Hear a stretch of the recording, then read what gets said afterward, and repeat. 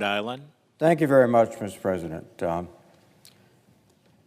If you look clearly at the facts as they are today, by any measure, Donald Trump's first 100 days have been a disaster, not a success, for regular Americans and our Constitution. His administration has been marked by mismanagement, poor leadership, prickly egos, and policies that punch down rather than offer a hand up. In fact, that is reflected in the polls, not in January, but today, where his approval rating is the lowest of any president at the 100-day mark, I believe, in the history of this country. And as a result of these policies, America's economy and our standing in the eyes of our allies has fallen significantly.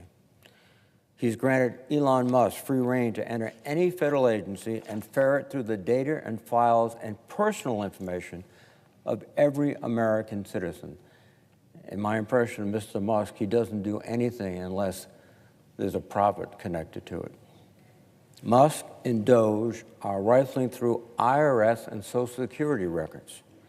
Meanwhile, Americans can't get their questions answered about their Social Security benefits because Mr. Musk and Doge and President Trump have cut staff and administrative funding.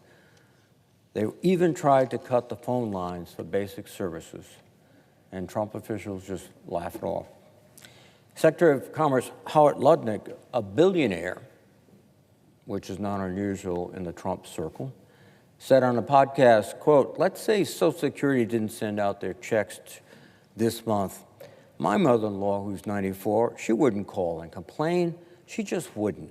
She'd think something got messed up and she'll get it next month.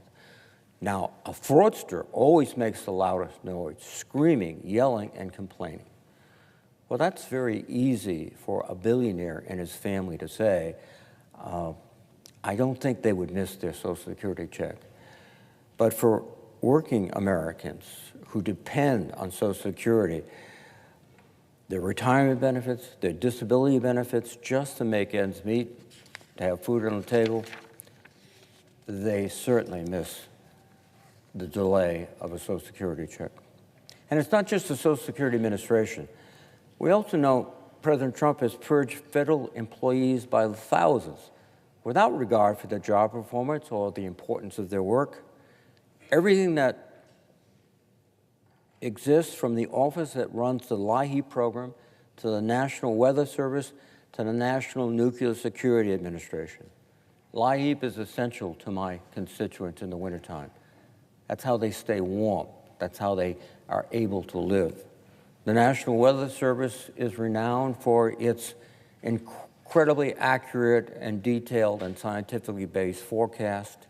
In fact, we all depend upon it.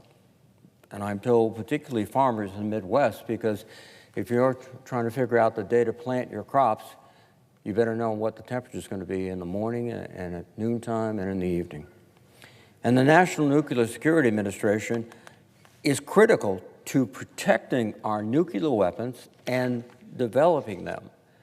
And I was in the airport in Providence, Rhode Island, and a young woman came up to me and said, "Excuse me, Senator, but 5 days ago, I was fired from the NNSA because I was a provisional worker.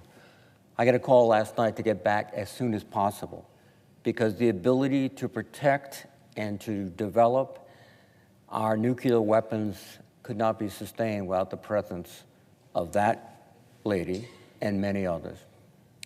And yet, given all these issues, he's populated his administration with leadership that is best uninterested in challenges facing average Americans and too often unqualified to do the jobs they were hired to perform. He's withheld funding that was legally and constitutionally appropriated by Congress. He, in fact, has ignored the Constitution and Congress. One of his first acts was to fire the inspector generals throughout the government. Such a measure by law requires notice to Congress and 30 days. Wait, he ignored that. And why? Well, if you're going to systematically break the law, you might as well get rid of those people who are checking on whether the law is properly enforced. He's defunding libraries and Head Start centers and halting critical medical research. He's closed the Agency for International Development and even withheld funding to feed starving children here in America and across the globe. And he has done incredible damage to our standing in the world. And as a result of his efforts to completely undermine the USAID, what's happening? Well, I'll tell you what's happening. China is moving aggressively to take our place. And so people across the globe, when they look around, who's our friend? China? That's not good for us.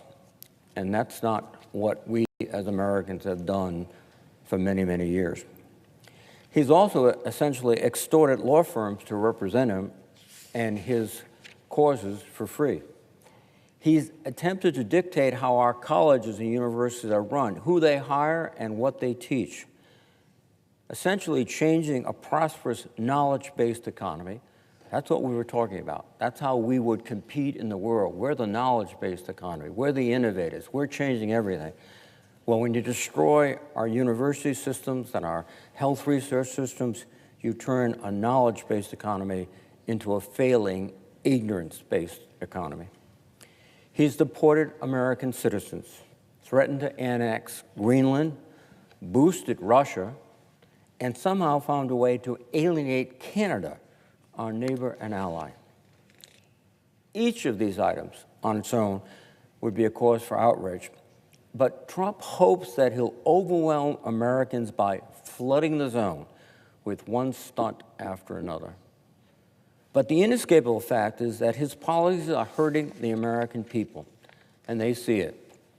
Not last January at the inauguration, but today, when they're looking at prices that are still too high, when they're evaluating his promise of ending inflation the first day and solving the Ukrainian crisis in the first day. They see it in the prices they pay at the grocery store, in cost of a new car or a new home. And Mr. President, sadly, it looks like it's going to get worse for American families.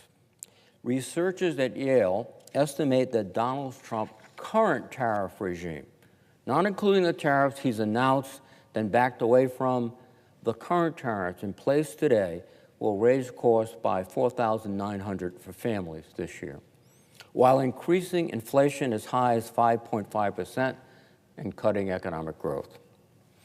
Other analysts project new car prices will rise by as much as $12,000 and new home prices by more than $9,000. And I've spoken to multiple Rhode Island companies whose suppliers are already sending them higher quotes for their goods. Goldman Sachs estimates that the president's baseline 10% tariff on all imports would lead to fewer, not more, American jobs. Goldman estimates that this tariff will lead to roughly 400,000 fewer jobs nationwide.